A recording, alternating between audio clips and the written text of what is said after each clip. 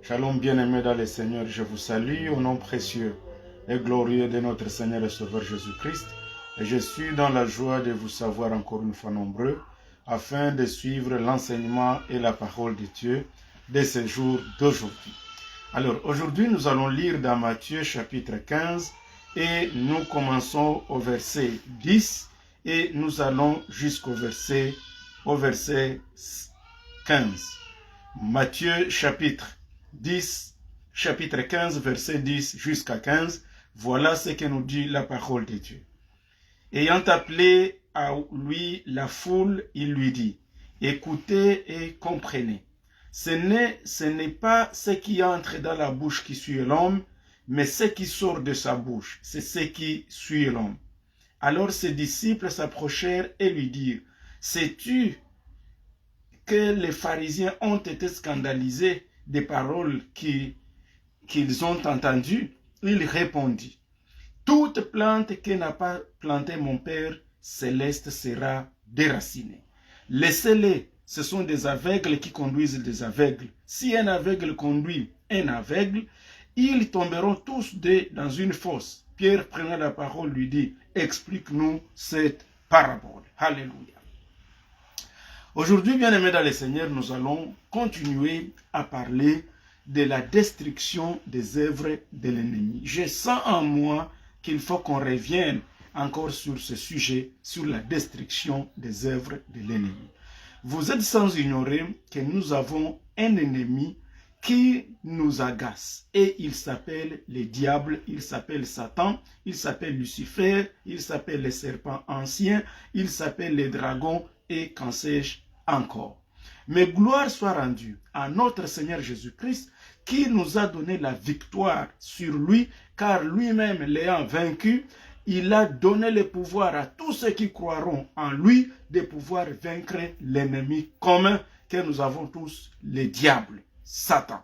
Alors pour ce faire, aujourd'hui, bien-aimés dans le Seigneur, je vais d'abord encore une fois vous rappeler sur certaines œuvres du diable avant de pouvoir détruire ces œuvres dans votre vie, dans nos vies, dans vos entreprises, dans votre famille, dans tout ce que vous faites, dans tout ce que nous faisons. Nous devons nous rappeler des œuvres de l'ennemi, des œuvres de Satan. Et la Bible nous dit dans Jean chapitre 10, verset 10, que l'ennemi ou le diable, il vient pour dérober, pour égorger et pour détruire. Mais Jésus est venu afin que nous ayons la vie et que nous en ayons en abondance. Et ici, le sujet de ce jour s'intitule « Toute plante que n'a pas planté mon Père sera déracinée ». Tout ce que le Seigneur n'a pas planté doit être déraciné dans votre vie, dans votre famille, dans vos projets, dans vos activités, dans votre intelligence, dans votre cœur. Tout ce que le Seigneur n'a pas planté doit être déraciné. C'est-à-dire tout ce que l'ennemi a planté doit être déraciné. Tout ce que le Seigneur n'a pas planté, c'est-à-dire a été planté par l'ennemi, doit être déraciné. Alors nous prions.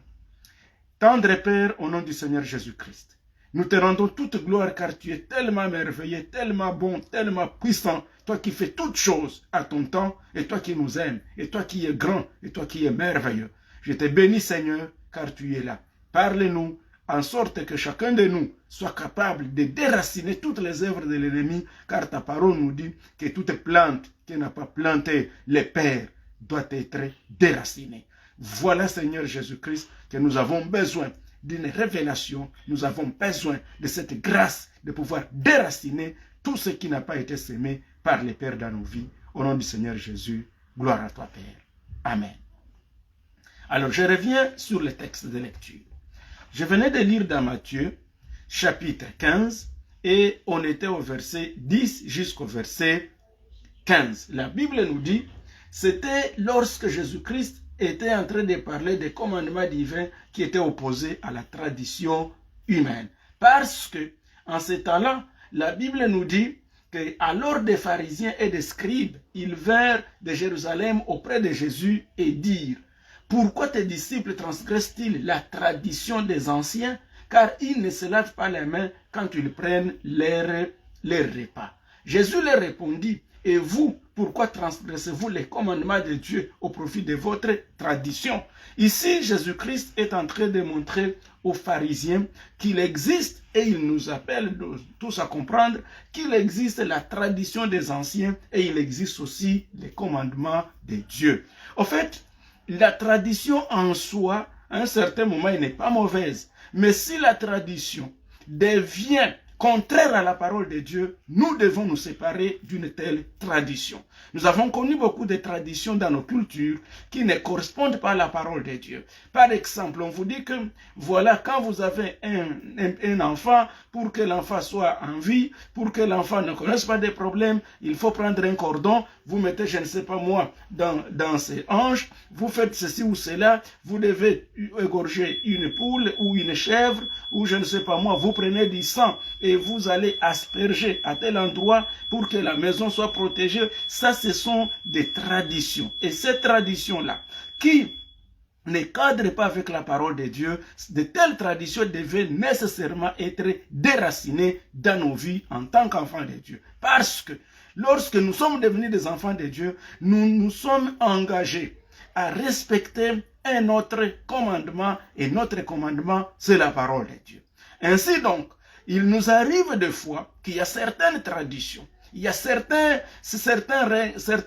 règlements, certaines règles dans nos vies, dans nos cultures, dans nos coutumes, dans nos sociétés, mais qui ne cadrent pas avec la parole de Dieu. Et aujourd'hui, même dans beaucoup de pays, il y a des lois qui sont en train d'être votées dans des parlements par-ci et là, mais quand vous comparez ces lois par rapport à la parole de Dieu, vous vous rendez compte que ces lois sont contraires à la parole de Dieu. Alors, en tant qu'enfants de Dieu, nous sommes appelés à faire le choix, et les bons choix. C'est-à-dire quoi? Que notre choix doit être conforme à la parole de Dieu. Nous devons éviter de pouvoir plaire aux hommes au lieu de plaire à Dieu. C'est ainsi que, lorsque les pharisiens sont venus voir le Seigneur Jésus-Christ, ils sont venus comme venant amener une accusation. Ils sont venus accuser les disciples du Seigneur en disant, Seigneur, dis-nous, pourquoi tes disciples ils mangent sans se laver les mains? Et pourtant, quand vous regardez dans la tradition juive, se laver les mains pour eux, c'était un signe de la purification. C'était un signe qu'ils sont purs. Alors ici, le Seigneur voulait amener ces gens, les pharisiens, à comprendre que ce qui suit l'homme, ce n'est pas ce qui vient, mais ce qui sort de l'homme. C'est-à-dire, ce n'est pas ce que vous mangez, ce n'est pas ce qui rentre, qui suit l'homme, mais plutôt ce qui sort. Ici, les pharisiens sont en train de voir les choses dans le monde physique, alors que le Seigneur les voit dans le monde spirituel. Et dans ce cas-là, ainsi le Seigneur, parce que le Seigneur les rappela. Le commandement de Dieu dit, honore ton père et ta mère. Et celui qui maudira son père ou sa mère, celui-là sera puni de mort. Maintenant, Jésus est en train d'opposer. Il leur oppose la parole, le commandement de Dieu, il veut l'opposer à leur tradition. Alors il dit, donc voilà le commandement de Dieu, honore ton père et ta mère.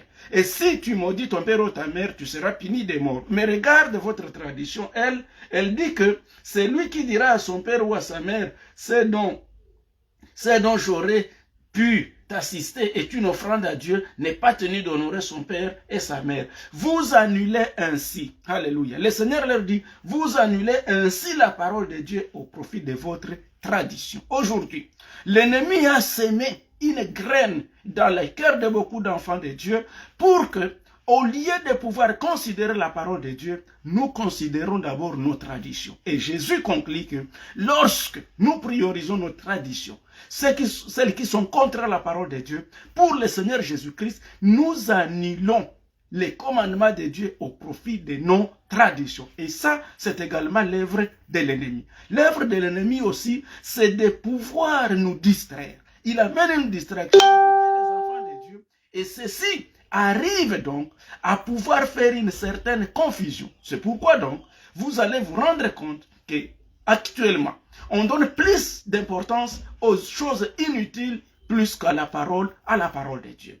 Même quand il s'agit de contributions pour l'œuvre de Dieu. S'il faut contribuer, pour l'œuvre de Dieu, pour le paiement des loyers de l'église, je ne sais pas, pour bâtir un temple, les gens ont beaucoup d'hésitation. Les gens font beaucoup de commentaires. Mais s'il faut contribuer pour aller jouer le football, s'il faut contribuer pour faire des trucs inutiles, les gens se sentent que voilà ce que nous devons faire. S'il faut contribuer pour aller jouer au match de hockey, on se dit voilà ce que nous devons faire. Mes frères et sœurs, je vais vous dire une chose, comprenons bien aimés dans le Seigneur, que nous devons éviter de pouvoir annuler la parole de Dieu au profit de nos traditions. Et cela aussi, quand nous le faisons, sachez qu'il y a quelque part l'œuvre de l'ennemi qui est en train de s'infiltrer. Et nous, en tant qu'enfants de Dieu, nous devons nous mettre prêts à pouvoir détruire les œuvres de l'ennemi. Je vous ai bien dit, et je vais vous rappeler, de tout ce que Jésus a en commun avec l'ennemi. Parce qu'il y a une chose que Jésus a en commun avec Satan, c'est la destruction. La Bible nous dit que le diable vient pour dérober et pour détruire, ainsi que pour égorger. Et le Fils de l'homme, dans 1 Jean 3, 8, la Bible nous dit, et le Fils de l'homme est venu pour détruire les œuvres de l'ennemi. En d'autres termes, Satan est un destructeur, mais celui qui est en nous est le destructeur de Satan. Donc nous avons une puissance. Nous avons celui qui détruit les œuvres de l'ennemi à nous. Et c'est ainsi que dans 1 Jean 4, 4, la Bible nous dit, petits enfants, ne craignez pas ce monde, parce que celui qui est en vous est plus fort que celui qui est dans ce monde. C'est-à-dire quoi? Nous avons quelqu'un en nous qui a la puissance de détruire les œuvres de l'ennemi. Et le Seigneur Jésus-Christ étant venu, il y a un verset que j'aime beaucoup, et je vais vous le lire dans Luc, chapitre 10, au verset 1er, la Bible nous dit que le Seigneur Jésus-Christ nous a envoyé là où il devait lui-même aller. En d'autres termes, l'œuvre que le Seigneur devait lui-même faire, c'est celle qu'il nous a laissé de faire. Laquelle? La destruction des œuvres de l'ennemi. Luc 10, 1. Après cela, le Seigneur désigna encore 70 autres disciples et il les envoyait deux à deux devant lui dans toutes les villes et dans tous les lieux où lui-même devait aller. Très important. Donc, le Seigneur nous envoie là où lui-même devait aller. En d'autres termes, chers enfants de Dieu, chers serviteurs de Dieu, l'œuvre que vous faites, c'est l'œuvre que le Seigneur lui-même devait faire. Alors, comme lui, il est allé au ciel, il nous a laissé la mission de continuer, de faire l'œuvre que lui, il était censé faire. Heureusement, il nous a dit, je serai avec vous jusqu'à la fin du monde. C'est-à-dire, nous ne sommes pas seuls. Dans cette œuvre, de la destruction des œuvres de l'ennemi. Et nous devons commencer à comprendre cela, que tout ce que le Père n'a pas sémé doit être déraciné. Nous voulons que l'Église aille de l'avant. Nous comprenons le temps que nous sommes en train de vivre. C'est un temps où nous devons détruire toutes les œuvres de l'ennemi. Alléluia. Que Dieu nous aide et que Dieu nous bénisse. Et la Bible nous dit que Jésus-Christ dit hypocrite. Ésaïe avait bien prophétisé sur vous quand il a dit que ce peuple m'honore des lèvres, mais son cœur est éloigné de moi. C'est en vain qu'il m'honore et enseignant des préceptes qui sont des commandements d'hommes. Et la Bible dit maintenant, c'est après que les pharisiens aient entendu ces choses-là.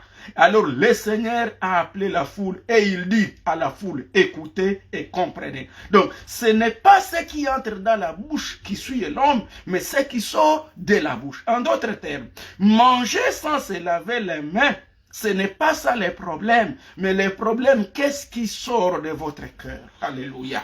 Il a dit, ceci, Jésus a voulu montrer. Les pharisiens, ils lavent les mains avant de manger. Mais ce qui sort de leur cœur, c'est un venin. C'est une grande destruction. Et dit, alors ses disciples s'approchèrent et lui dirent, sais-tu que les pharisiens ont été scandalisés des paroles qu'ils ont entendues? Il dit, mais Seigneur, est-ce que tu sais, ces pharisiens-là, ils ont été très mécontents, scandalisés. Et au Seigneur de leur répondre, oui, que toute plante que n'a pas planté mon Père Céleste sera déracinée. Voilà mon sujet de ce jour d'aujourd'hui. Toute plante que n'a pas planté le Père doit être déracinée. En d'autres termes, dans la vie, il existe des semences de l'ennemi. Et cela, nous pouvons facilement les trouver parce que quand nous lisons, la Bible nous dit, quand nous lisons dans Matthieu chapitre 13, verset 19, et même Marc 4, sur la parabole du semeur. La Bible dit, et ça nous prouve que l'ennemi Satan vient enlever la parole qui a été semée dans les cœurs des humains. On nous parle que le semeur est allé semer. Après qu'il ait semé du blé, il est parti dormir. Mais pendant qu'il dormait, l'ennemi aussi est venu semer l'ivraie. Voilà. En d'autres termes, quand nous semons la parole de Dieu, il y a aussi l'ennemi qui vient semer la confusion. Vous savez, bien aimé dans le Seigneur, aujourd'hui, Satan sème beaucoup de confusion. C'est pourquoi même les serviteurs qui sont crédibles, aujourd'hui, beaucoup de gens ont peur de suivre leurs enseignements, ont peur de venir dans les églises, parce que l'ennemi a déjà semé la confusion. Pour les diables, que ce soit au TikTok, que ce soit sur Facebook, que ce soit sur YouTube, que ce soit sur tous les réseaux sociaux, je ne sais pas par-ci et là, le diable a déjà montré aux gens que non, tout ce que ces pasteurs-là prêchent là ne valent pas la peine. Parce que, tout simplement parce qu'il y a un de nous qui prêche ce qui est contraire à la saine doctrine, alors le diable sème la confusion. Mais gloire soit rendue à Dieu, car toute plante qui n'a pas planté le Père Céleste doit être déracinée. Et nous le faisons au nom puissant du Seigneur Jésus-Christ. Nous devons déraciner tout ce que l'ennemi a pu s'aimer et que le Seigneur lui-même n'a pas s'aimé. Alléluia. Il amène la confusion pour qu'on ne comprenne pas la parole de Dieu. Or, si on ne comprend pas la parole de Dieu, on ne peut pas croire. Et par conséquent, on ne peut pas être sauvé. Donc, le diable sème l'ivraie, le fils du malin, dans les champs qui est le monde. Donc, Matthieu 13, 38 nous montre que lorsque Jésus sème la parole, lorsque le serviteur sème la parole, l'ennemi aussi, il sème la confusion. C'est ça l'ivraie. Il sème la confusion. Et quand les gens prêchent, pour les diables, il amène la confusion pour dire non, ces gens prêchent à cause de ça. Ils prêchent parce qu'ils ont besoin d'argent. Ils prêchent parce que Satan, il veut détruire, il veut désorienter les gens, oubliant que nous prêchons pour que le monde soit sauvé, parce que nous savons que Jésus revient et il revient bientôt. Et nous ne voulons pas que nos frères et sœurs soient perdus. Ainsi, bien-aimés dans le Seigneur, le diable cherche à entrer dans les humains. Donc dans Luc 22, verset 3, la Bible nous dit, or Satan entra dans Judas Iscariote, surnommé Iscariote, qui était du nombre de 12. Donc Satan, il entre dans beaucoup de gens. Satan a déjà infiltré dans beaucoup d'églises. Il a infiltré les pasteurs, il a infiltré le monde, il a infiltré les chrétiens. Et lorsqu'il infiltre, il amène ses prédications, il amène ses enseignements. Et là, je vais vous interpeller, frères et sœurs. J'ai reçu un enseignement, je crois, c'était un message qu'on m'avait envoyé, et je pense aussi vous les partager. C'est par rapport à l'intelligence artificielle actuellement. Vous savez que l'intelligence artificielle, c'est ce qui est à la une actuellement. Mais n'oubliez pas qu'avec l'intelligence artificielle, on va commencer à amener même la mauvaise interprétation de certains versets bibliques. C'est pourquoi il est très bien conseillé et il est très important d'avoir une Bible en papier. Une Bible en papier, vous savez, son importance, c'est qu'au moins, l'intelligence artificielle ne sera pas capable de pouvoir détruire ce qui est sur du papier dur que vous avez dans votre maison comme Bible. Mais quand on va se mettre en train de chercher des commentaires, qu'est-ce que signifie ça? L'intelligence artificielle sera capable de détruire la vraie interprétation de la parole de Dieu afin de se conformer à ce que le monde aime. Et cela détruira beaucoup de gens parce que le diable est là pour semer une mauvaise plante. Mais toute plante qui n'a pas été semée par le Père, nous devons la déraciner, nous devons la détruire. L'ennemi, il aveugle l'intelligence des gens afin qu'ils ne voient pas briller la splendeur de l'évangile, de la gloire de Christ, qui est l'image de Dieu. Ça, c'est dans 2 Corinthiens, chapitre 4, verset 4. Bien-aimés, le diable corrompt les pensées des gens pour accepter un autre évangile contraire à la saine doctrine. Et ça, nous trouvons dans 2 Corinthiens chapitre 11, versets 3 à 4. Il se déguise en ange de lumière et même ses ministres se déguisent en ministres de justice. Et pourtant, ce sont des ministres de Satan. Que Dieu nous aide. Le diable a aussi une autre œuvre. Il empêche les serviteurs à faire l'œuvre de Dieu. Quand vous regardez aujourd'hui ce que nous vivons, il empêche beaucoup de gens à servir Dieu. À un moment donné, on fait déjà la comparaison. entre qu'est-ce que je vais gagner et ce que je vais, et si je prêche. Il suffit seulement que vous invitiez même un serviteur de Dieu pour venir prêcher dans votre église. Il prêche la parole de Dieu. Si on ne lui a pas donné une enveloppe, si on ne lui a pas donné l'offrande des prophètes, si on ne lui a pas donné une main de bénédiction, il se semble laisser, c'est comme s'il a travaillé en vain. Non frères, non ma soeur, nous oublions notre récompense, ce n'est pas ici-bas. Oui, c'est biblique. Car la Bible nous dit que celui qui travaille à l'autel mange à l'autel, et ça c'est l'autel de la parole de Dieu. Mais ce n'est pas ça notre raison de prêcher l'évangile. Ce n'est pas ça notre objectif. Donc quand nous prêchons, la première chose que nous devons savoir, nous prêchons pour que les âmes reviennent au Christ, pour que les gens soient sauvés et pour que nous puissions détruire les œuvres de l'ennemi. C'est pourquoi, dans ce monde, afin de détruire les œuvres de l'ennemi, nous devons d'abord comprendre, et ceci, bien aimé, après avoir connu les œuvres et compris à quel niveau le diable attaque et cherche à dérober, à égorger, à détruire la vie des enfants de Dieu, nous devons chercher à connaître ses ruses. Vous savez, en effet, le diable agit toujours en utilisant des ruses afin de ne pas être discerné. C'est pourquoi, des fois, il fait des choses et au lieu de réaliser que c'est lui, nous nous mettons à nous haïr les uns des autres. Et dans sa ruse, le diable séduit certains pour leur montrer que c'est votre frère ou c'est votre soeur qui est votre ennemi et non lui. Là, il se cache derrière et il se cache toujours. C'est pourquoi il est très important de connaître les ruses de l'ennemi afin de ne pas les confondre avec ton frère ou ta soeur.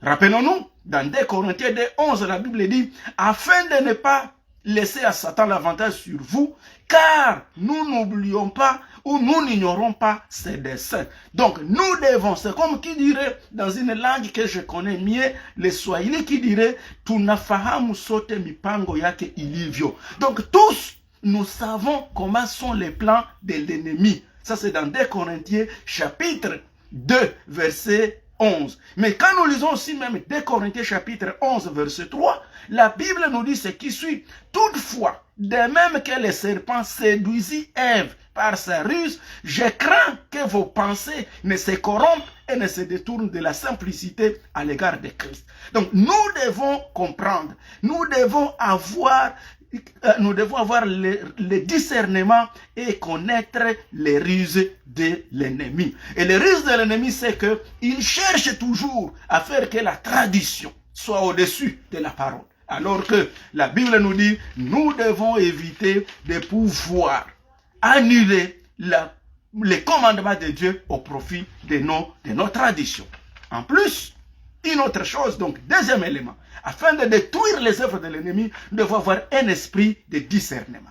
Nous devons discerner qui est l'ennemi. Rappelons-nous que dans Matthieu 16, 23, la Bible dit, mais Jésus se retourna, dit à Pierre, arrière de moi Satan, tu mets en scandale, car tes pensées ne sont pas les pensées de Dieu, mais celles des hommes. Alors que dans Marc 8, 33, là nous comprenons que mais Jésus se retournant et regardant ses disciples, il réprimanda Pierre et dit, arrière de moi Satan, car tu ne conçois pas les choses de Dieu, tu n'as que des pensées humaines. Mais quand vous allez loin, vous vous rendez compte que Jésus, ayant discerné Satan dans Pierre, il réprimanda Satan et continua avec Pierre.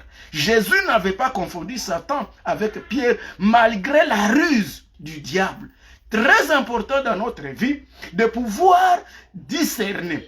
Ça c'est le diable. Tu peux voir tes enfants qui commencent à agir et lorsque tu vois des choses que font tes enfants, tu te dis non, non, non, non, non, non. Moi, je n'ai pas mis des enfants au monde de ce genre. Ça, c'est le diable. Tu chasses le diable et tu prends tes enfants. Des fois, tu regardes ton épouse ou tu regardes ton mari. Des fois, tu regardes un proche collaborateur. Les réactions qu'il est en train de faire ou qu'elle est en train de faire sont des réactions contraires à celles à quoi tu t'attendais. Si cela est le cas, bien-aimé, discerne que c'est le diable. Et chasse l'ennemi. La Bible nous dit, s'il vient dans une voie, nous le chasserons devant nous et il fuira dans cette voie pour le nom du Seigneur Jésus-Christ. 3. Comprendre que Satan peut entrer dans les humains. Luc 22, verset 3. Or, Satan entra dans Judas, surnommé Iscariote, qui était au milieu des 12. Et le quatrième élément que nous devons comprendre pour détruire les œuvres de l'ennemi, nous devons reconnaître et comprendre, bien aimé dans les seigneurs, que Satan nous réclame pour nous cribler comme les froment. Mais Jésus-Christ est pris pour nous, afin que notre foi ne défaille. Et enfin, que nous affermissions nos frères. Luc 22, 31 à 32, la Bible dit, le Seigneur dit, Simon, Simon, Satan vous a réclamé pour vous cribler comme les froment. Mais j'ai prié pour toi, afin que ta foi ne défaille point. Et toi, quand tu seras converti, affermi tes frères. Gloire au Seigneur Jésus-Christ. Merci Seigneur Jésus de continuer à prier pour nous. Bien-aimé, il ne faut pas oublier que Satan te réclame. Tu peux être là, pasteur comme moi, un serviteur de Dieu. Tu es apôtre, tu es évêque, tu es responsable. N'oublie pas que Satan te réclame. Les diables voudraient te voir tomber. Les diables voudraient te détruire. Rappelons-nous, il avait détruit la vie de Samson. Il avait un homme puissant comme Samson. Les diables les réclamaient. Il a même utilisé une femme, la Delilah, tout simplement parce qu'il voulait détruire la vie d'un homme puissant. Donc, rappelons-nous, bien-aimés dans le Seigneur, que les diables, et ça c'est Jésus lui-même qui le dit, il dit Simon Pierre, j'ai vu les diables qui sont en train de vous réclamer afin de vous cribler comme les froment. Rappelons-nous que les diables avaient même réclamé Job auprès de Dieu. Il dit, oh Seigneur, oh Dieu, Job là, crois-tu qu'il te craint en vain? C'est parce que tu lui as tout donné. Tu sais parce qu'il est en bonne santé. Tu lui as enrichi. Tu as fait de lui un nom. Tu as fait de lui un homme grand. Mais comment ne peut-il pas t'aimer? Comment ne peut-il pas te craindre? Et le Seigneur ordonna au diable, dit, ok, je t'autorise. Touche sur tout ce qu'il a, sauf ne touche pas sur son âme. Et tu verras qu'il continuera à me craindre, qu'il continuera à m'aimer. Donc ici, c'est juste des éléments pour vous montrer que les diables nous réclament. Les diables te réclament. Ils réclament tes enfants. Ils réclament ton épouse. Ils réclament ton mari. Ils réclament ton ministère. Ils veulent les détruire. Mais la Bible nous dit, alléluia, Jésus-Christ a prié pour nous. Bien-aimé, que le Seigneur prie pour toi. Que le Seigneur prie pour ton ministère. Que le Seigneur prie pour ta femme. Que le Seigneur prie pour tes enfants. Que le Seigneur prie pour tes projets. Que le Seigneur prie pour ton ministère. Et une fois tu seras affermi, une fois tu seras converti, une fois tu seras fortifié, quand affermi tes frères, voilà la prière du Seigneur Jésus-Christ. J'ai besoin que Jésus prie pour moi. Tu as besoin qu'il prie pour moi. Heureusement, il est à la droite du Père où il intercède pour nous. Mais nous devons être prêts à comprendre ces choses pour qu'il puisse intercéder pour nous. Nous devons aussi comprendre que les combats que nous avons, c'est un problème contre les diables et donc c'est un combat spirituel. C'est ça le cinquième élément. Comprendre que nous sommes dans un combat spirituel. Dans Ephésiens 6, 11, la Bible nous dit, revêtez-vous donc de toutes les armes de Dieu afin de pouvoir tenir ferme contre les ruses du diable. Car nous n'avons pas à lutter contre la chair et le sang, mais contre les dominations, contre les autorités, contre les princes de ce monde des ténèbres, contre les esprits méchants dans les lieux célestes. Donc, nous devons tenir ferme, c'est très important, contre les risques de l'ennemi. Chaque enfant de Dieu doit tenir ferme. Ne soyons pas comme Ève qui a été séduite et n'a pas su tenir ferme. Ne soyons pas comme Samson, il n'a pas su tenir ferme lorsqu'il a été séduit par Delilah. Bien-aimé dans le Seigneur, que Dieu t'aide, que Dieu te fortifie, que Dieu nous fortifie afin de tenir ferme devant les ruses de l'ennemi.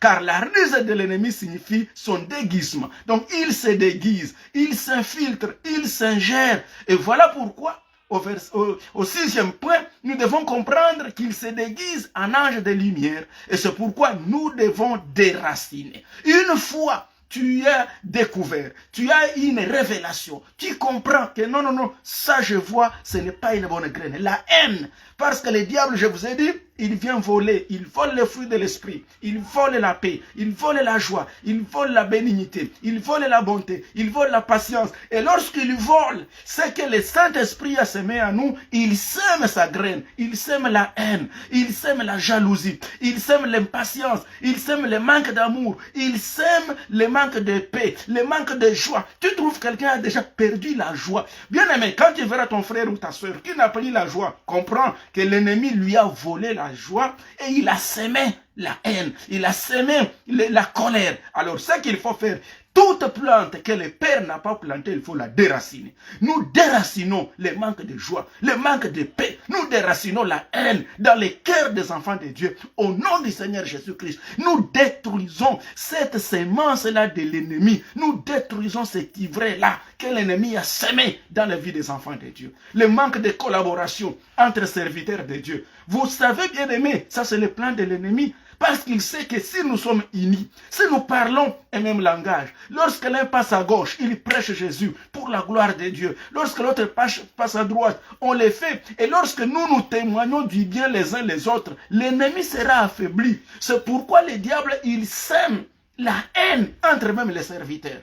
Moi, je suis responsable d'une église, je prêche ici, mais même là où je prêche, je n'ai pas confiance à un autre pasteur qui lui aussi prêche de l'autre côté. Et pourtant, tous ensemble, nous disons que nous prêchons pour le royaume de Dieu. Tous ensemble, nous avons une même destination. Tous ensemble, nous n'avons qu'un seul héritage. Alléluia. Vous savez, à un certain moment, nous oublions que le seul héritage que nous avons tous en commun, c'est le ciel. Et cet héritage-là, c'est là que tous nous... Mais pourquoi on s'amène des confusions par-ci et là? Pourquoi la haine entre nous? Pourquoi on ne peut pas collaborer? Oui, je comprends. C'est une graine, une semence de l'ennemi. Mais nous devons la déraciner au nom du Seigneur Jésus-Christ. Nous devons la déraciner. Et vous savez bien qu'il y a même des anges de Satan.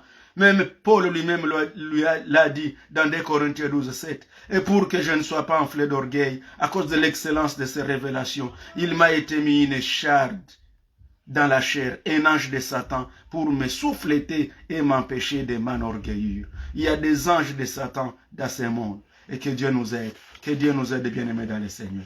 Alors, pour détruire les œuvres de l'ennemi, nous devons connaître aussi et savoir utiliser les armes de combat. Nous devons connaître les armes et savoir les utiliser. La Bible nous dit ce qui suit dans 2 Corinthiens 6, verset 7. Par la parole de vérité, par la puissance de Dieu, par les armes offensives et défensives de la justice. Donc, Paul subdivise les armes qu'il cite en Éphésiens 6, 11 à 18 en deux grandes catégories. Les armes offensives, et là nous avons la prière, la foi, les ailes et la parole de Dieu. Et quand nous parlons de la parole de Dieu, nous voyons Jésus-Christ lui-même. Car au commencement était la parole était avec Dieu et la parole était Dieu. Et cette parole-là dans Jean 1, suivant, la Bible nous dit, c'est Jésus-Christ lui-même. Donc l'arme la puissante que nous utilisons, c'est le nom de Jésus-Christ. Nous détruisons toutes les forteresses de l'ennemi en utilisant le nom du Seigneur Jésus-Christ. Les armes défensives, pour nous protéger, pour que l'ennemi ne puisse pas nous infiltrer, nous devons avoir la vérité, nous devons avoir la justice et les casques du salut. Vous savez, la grande difficulté, c'est que la plupart de ceux qui sont très courageux à prêcher l'évangile n'ont plus les casques du salut. La plupart, ils n'ont plus ces vêtements-là, les vêtements-là, bien lavés dans le sang du Seigneur Jésus-Christ, la sainteté, la pureté des cœurs. Bien aimés, c'est très important. Pour que l'ennemi ne puisse pas nous infiltrer, pour que l'ennemi ne puisse pas se déguiser, pour que le diable ne puisse pas planter ses graines à nous, nous devons avoir des protections. Et notre protection, c'est la vérité, c'est la justice, c'est les casques du salut. Que Dieu nous aide. Et dans 2 Corinthiens 10, verset 4, Paul décrit les caractéristiques de ces armes, les armes que nous utilisons. La Bible dit, elles ne sont pas charnelles, mais puissantes pour renverser les forteresses. Ces armes-là, les armes offensives et défensives, c'est-à-dire la prière, c'est-à-dire la foi, les ailes, la parole de Dieu, la vérité, la justice, les casques du salut, ce sont des armes avec lesquelles nous combattons. La Bible dit, car les armes avec lesquelles nous combattons ne sont pas charnelles, mais elles sont puissantes par la vertu de Dieu pour renverser les forteresses. Alléluia. Verset 5, dans 2 Corinthiens 10, où je suis, nous renversons les raisonnements et toute hauteur qui s'élève contre la connaissance de Dieu et nous amenons toute pensée captive à l'obéissance de Christ. Nous devons amener toute pensée captive à l'obéissance de Christ. Donc ce sont des armes de Dieu que Dieu nous donne nous-mêmes. Donc nous n'avons pas à avoir peur, car nous avons les armes et nous devons les utiliser à bon escient. Ainsi donc, nous devons être les bons soldats, car seuls les bons soldats, les bons militaires, les militaires bien formés, manipulent bien les armes et atteignent leurs cibles En fait, les combats spirituels sous-entend donc l'utilisation des armes spirituelles offensives tout en étant bien armés à la défensive. Et contre l'ennemi, nous faisons la guerre nuit et jour par la prière, par la parole de Dieu, par la foi, avec les ailes. Donc, bien-aimés dans le Seigneur, pour bien gagner ce combat spirituel, 1 Pierre 5, 8 à 11 nous dit, soyez sobres, veillez. Votre adversaire, le diable, rôde comme un lion rugissant, cherchant qui il dévorera. C'est ça notre ennemi. Résistez-lui avec une foi ferme, sachant que les mêmes souffrances sont imposées à vos frères dans le monde. Le Dieu de toute grâce, qui vous a appelé en Jésus-Christ à la gloire éternelle, après que vous aurez souffert un peu de temps, vous perfectionnera lui-même, vous affermira, vous fortifiera et vous rendra inébranlable. À lui soit la puissance au siècle des siècles. Gloire au Seigneur Jésus. Amen. Ainsi, je vous lis donc, bien-aimés, dans le Seigneur, comprendre que dans Jacques 4, 7, soumettons-nous donc à Dieu, résistons au diable et il fuira loin de nous. Donc, nous devons nous soumettre d'abord à Dieu et nous devons résister au diable. Alors, nous allons déraciner tout ce que le Père n'a pas planté. Le Père n'a pas planté la haine. Le Père n'a pas planté l'impatience. Le Père n'a pas planté la déception. Le Père n'a pas planté les maladies du cœur. Le Père n'a pas planté les maladies rénales. Le Père n'a pas planté toutes ces maladies qui surgissent aujourd'hui. Les cancers, toutes ces maladies-là, les diabètes, toutes ces maladies-là qui nous embrouillent aujourd'hui. Le Père ne les a pas plantées. Et donc, nous devons les déraciner au nom puissant du Seigneur Jésus-Christ. Au nom puissant du Seigneur Jésus-Christ. Bien-aimé, une prière d'autorité. Dans Luc 10, 19, la Bible dit, voici, je vous ai donné le pouvoir de marcher sur les serpents et les scorpions, et sur toute la puissance de l'ennemi, et rien ne pourra vous nuire. Comprenez, nous avons le pouvoir. Et nous avons reçu le pouvoir de détruire les œuvres de l'ennemi. Dans Matthieu 10, 1 à 7, n'oubliez pas, le Seigneur nous envoie là où lui-même devait aller. Car la mission de Jésus-Christ était de détruire les œuvres de l'ennemi. C'était de déraciner toute plante que les pères n'avaient pas sémée. C'était de nous donner la vie éternelle. C'était de pouvoir déclarer que le diable a échoué. C'est pourquoi sur la croix, Jésus a dit, tout est accompli. En d'autres termes, j'ai fini la mission. J'ai réussi. J'ai gagné. Et c'est pourquoi la Bible dit, lorsqu'il retourne, il dit au Père, dans Jean chapitre 17, il dit, Père, j'ai besoin, je reviens auprès de toi, que tu me donnes la gloire telle que j'avais avant la fondation du monde. Car j'étais glorifié dans ce monde. J'ai prêché ta parole. J'ai dit à ce monde, et ils t'ont connu que tu es le seul vrai Dieu. Alors glorifie-moi de la gloire que j'avais avant la fondation du monde. Donc, le nom de Jésus-Christ est donc l'arme la plus puissante que nous avons pour détruire les œuvres de l'ennemi. Acte 4, verset 12. Je vais clôturer en disant, nous utilisons aussi la puissance ou le feu du Saint-Esprit. C'est pourquoi il est très important dans les combats spirituels d'être rempli du Saint-Esprit. Il est très important de parler en langue. Lorsque nous combattons l'ennemi, si le Seigneur Christ vous a déjà donné cette grâce, vous parlez en langue, il faut parler en langue, il faut parler en langue. Lorsque nous utilisons les œuvres de l'ennemi, on parle en langue. Il y a beaucoup d'églises aujourd'hui où on ne parle plus du parler en langue, où l'on ne parle plus du baptême du Saint-Esprit. Bien-aimés dans le Seigneur, ne vous mettez pas loin de cette grâce que le Seigneur nous donne tous, de cette grâce que le Seigneur disponibilise afin de bâtir une église forte. Nous devons détruire les œuvres de l'ennemi. Je conclue en disant, tous les prophètes de ce monde et tous les chefs religieux qui sont venus dans ce monde, chacun est venu avec sa mission. Que ce soit dans la religion musulmane, la religion juive, la religion bouddhiste, la religion hindouiste, toutes les grandes religions de ce monde, que ce soit les sectes, que ce soit, je ne sais pas moi, le christianisme, peu importe toute religion, chaque leader d'une religion a sa mission. Mais regardez la différence. Seul Jésus-Christ a reçu la mission de détruire les œuvres de l'ennemi. Aucun autre leader charismatique, spirituel, soit-il, n'est venu pour détruire les œuvres de l'ennemi. L'islam n'est pas venu pour détruire les œuvres de l'ennemi. Mahomet n'est pas venu détruire les œuvres de l'ennemi. Bouddha n'est pas venu détruire les œuvres de l'ennemi. Bien-aimé dans le Seigneur, c'est pourquoi il faut savoir en qui vous avez cru. Il n'y a qu'un seul qui est venu pour donner la vie éternelle à tous ceux qui croient en lui. Il n'y a qu'un seul qui est venu détruire les œuvres de l'ennemi dans ce monde. Il n'y a qu'un seul qui a la capacité d'être appelé les chemins, la vie et la vérité. Alors qu'attendez-vous pour croire en celui-là? Donc je ne vous demande pas de quitter votre religion, mais réfléchissez un tout petit peu.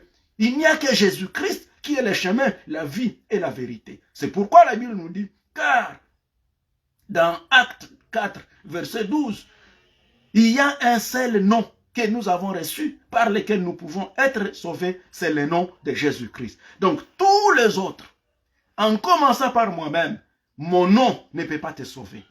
Le nom de ton père, de ton grand-père ne peut pas te sauver, parce que ce nom-là n'a pas reçu l'autorité de détruire les œuvres de l'ennemi. Donc ce que l'ennemi peut s'aimer en toi ou en moi ou en qui que ce soit, il n'y a que Jésus qui est capable de déraciner cette plante que le Père n'a pas semé. Voilà, bien-aimés, ce que je voulais qu'on partage avec vous. Et ce que le Saint-Esprit a autorisé, c'est que continuons à détruire les œuvres de l'ennemi dans nos vies. Bien-aimés, n'arrête pas. Tant que les choses n'ont pas changé, n'arrête pas. Je vous ai dit que le diable est tellement méchant. Il vole les relations. Il détruit les relations, il détruit les mariages, il a détruit les nations, il a détruit les autorités, il a détruit les familles, il a détruit les projets, il a détruit les visions, il a détruit les emplois, il a détruit les églises, il détruit tout ce qui est bon. C'est pourquoi nous, ayant les grands destructeurs, nous devons détruire les destructeurs. Nous devons détruire les œuvres de l'ennemi. Il a détruit nos mariages. Nous devons détruire cet esprit de destruction des mariages. Cet esprit de destruction des projets. Cet esprit de destruction des familles. Cet esprit de destruction des enfants des premiers-nés. Oh Seigneur, que le Seigneur t'aide. Je ne sais pas. Regardez bien, il y a beaucoup d'enfants premiers-nés qui sont combattus par l'ennemi. Et nous devons, au nom de Jésus-Christ, détruire cet esprit-là qui détruit les premiers-nés. Qui détruit. Parce que quand vous regardez bien, à partir de l'Égypte, les premiers-nés ont été sollicités. Et comme le diable, il aime toujours faire la copie, comme le Seigneur avait détruit tous les premiers-nés des Égyptiens et a protégé les enfants de Dieu, alors l'ennemi aussi, lorsqu'il fait des revanches, il cherche à détruire les premiers-nés. C'est pourquoi nous devons nous retourner contre l'ennemi au nom de Jésus-Christ. Prions. Gloire à toi, Père. Merci, Seigneur Jésus-Christ, de nous avoir donné le pouvoir de marcher sur les serpents et les scorpions. C'est pourquoi toute plante que tu n'as pas plantée dans nos vies, nous la déracinons au nom du Seigneur Jésus. Dans nos ministères, tout ce que tu n'as pas semé dans nos ministères, nous les déracinons au nom du Seigneur Jésus. Tout comportement que tu n'as pas semé en moi, je les déracine au nom du Seigneur Jésus.